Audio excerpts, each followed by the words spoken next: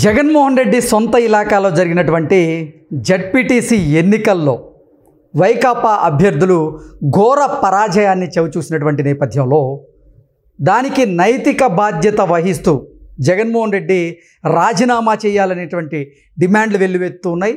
జగన్మోహన్ రెడ్డి రాజీనామా చేస్తారనేటువంటి ప్రచారాలు కూడా జరుగుతున్నాయి. ఈ నేపథ్యంలోనే ఈ అంశం మీద మనం పూర్తి స్థాయిలో విశ్లేషణ చేసుకుందాం. ప్రస్తుతం మనతో పాటున్నారు ప్రముఖ రాజకీయ విశ్లేషకులు, ప్రముఖ సీనియర్ జర్నలిస్ట్ డివిఎస్ గారు. సార్తో మాట్లాడుతాం. సార్ నమస్తే. సార్ నమస్తే.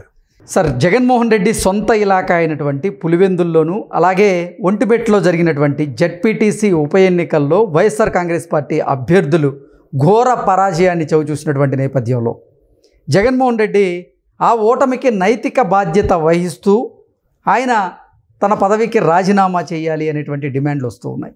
దీని మీద మీ విశ్లేషణ ఏంటి సార్? అంటే నైతిక బాధ్యత వహించి రాజీనామా చేయాలి. ఓకే.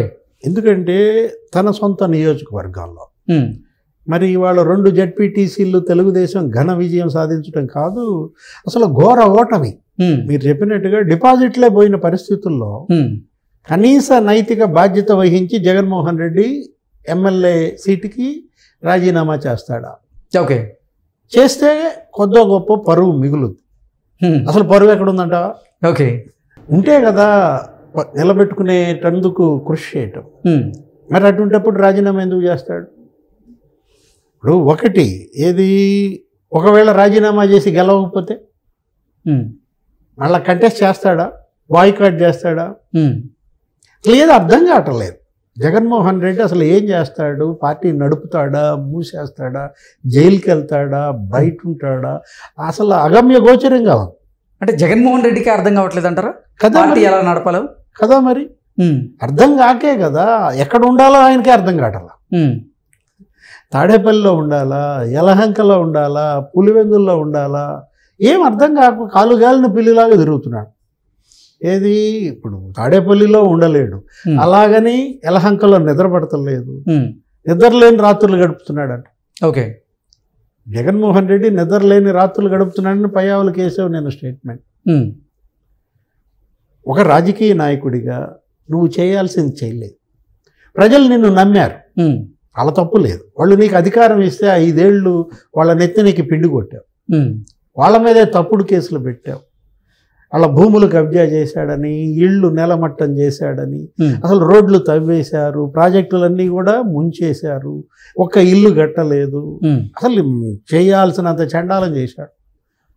30 ఏళ్ళు రాష్ట్రాన్ని వెనక్కి నెట్టేశాడు. ఇలాంటి పరిస్థితుల్లో జగన్మోహన్ రెడ్డి మొన్న 11 సీట్లు వచ్చాయి.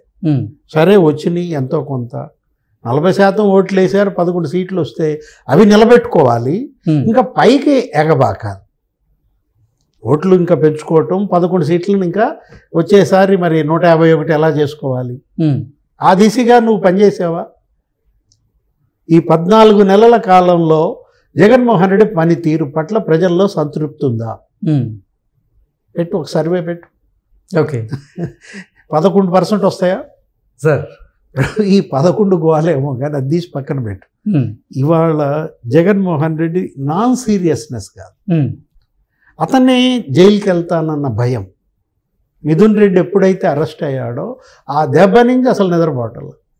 చెవిరెడ్డి భాస్కర్ రెడ్డి, మిథున్ రెడ్డి వాళ్ళు శుభ్రంగా జైల్లో నిద్రపోతున్నారు. వాళ్ళకి ఇంకా అంతకన్నా జరిగేది ఏముంది? ఇంకా అలా అయిపోయింది, డ్యామేజ్ జరగాల్సింది డ్యామేజ్ జరిగింది కాబట్టి నిద్రపోతున్నారు వాళ్ళు. ఓకే. జైల్లో అయినా ఈయనేమో ఇక్కడనే నిద్రపోవటంలో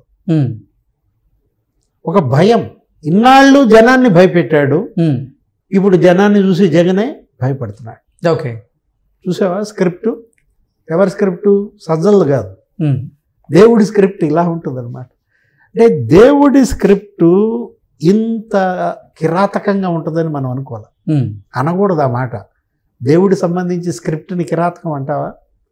కానీ కిరాతకుల పట్ల కిరాతక స్క్రిప్టే ఇస్తాడు దేవుడు అన్నమాట. అది వాళ్ళు మనకు కనపడుతుంది. ఇప్పుడు ఆయన రాజీనామా చేస్తే మిగతా 10 మంది పరిస్థితి ఏంటి? జగన్ రాజీనామా చేస్తే వాళ్ళు కూడా చేయాలి, ఎందుకంటే మరి నాయకుడు కదా. అవును. అంటే మరి అందరూ నీకు మోకుళ్ళు నడువుకి కట్టుకుని బావిలో దూకుతారా? ఇప్పుడు జగన్తో పాటు వాళ్ళు బావిలో దూకడానికి సిద్ధంగా లేరు 10 మంది. ఆల్రెడీ పోనీ ఎవరి దారాళ్ళు చూసుకుంటారా? ఇవాళ అయ్యన్న పాత్రుడు ఆయన ఏదో మరి ప్రెస్ మీట్ పెట్టాడో ఏమో స్పీకర్.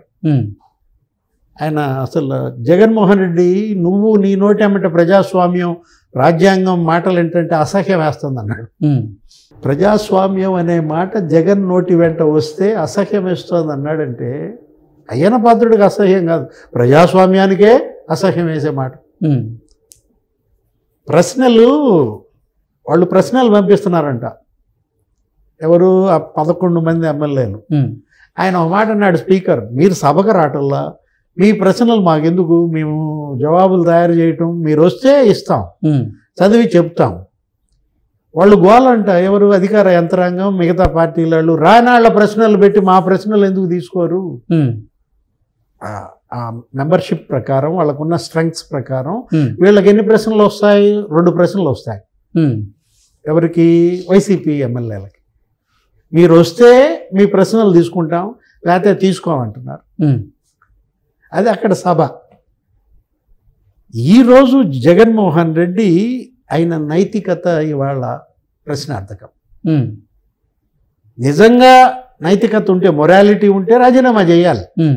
2 జడ్పీటీసీలు ఓడిపోయినందుకు చేద్దాం, చేస్తే తర్వాత ఏంటి పరిస్థితి?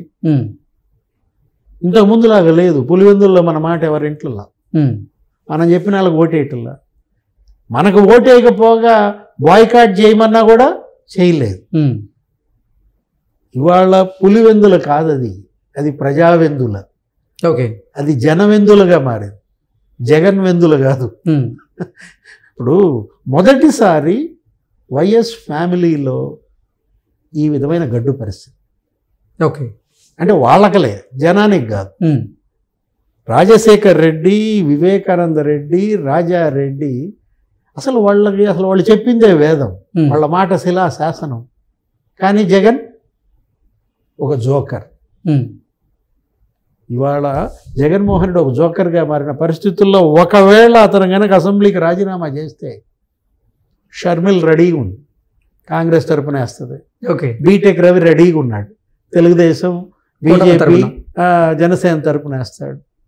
అంటే fight Sharmila versus BTech Ravi. Okay, అంటే జగన్మోహన్ రెడ్డి స్థానం ఎక్కడ? జడ్పీటీసీలోనే డిపాజిట్లు పోతే నువ్వేమో ఆయన రాజీనామా చేస్తాడండి, ఆయన రాజీనామా చేసి కూడా డిపాజిట్లు పోగొట్టుకోమంటావా? మరీ అంత తెలివి తక్కువడా జగన్మోహన్ రెడ్డి? ఓకే, అంటే అటు సభకి వెళ్ళడు, ఇటు రాజీనామా చేయడు, త్రిశంకు స్వర్గంలో పులివెందులను పెడతాడు. ఓకే, నువ్వు రాజీనామా చేస్తే చక్కగా వాళ్ళ ప్రజాప్రతినిధులు వాళ్ళు గెలిపించుకుంటారు, వాళ్ళ సమస్యలపైన అక్కడ సభలో మాట్లాడతారు, వాళ్ళ సమస్యలు పరిష్కరిస్తారు. అబ్బే, పగబట్టాడు జగన్. పగ ఎలా ఉంటుందో ఇప్పుడు పులివెందుల ప్రజలకి అర్థమవుతారు. Okay, okay sir, thank you so much.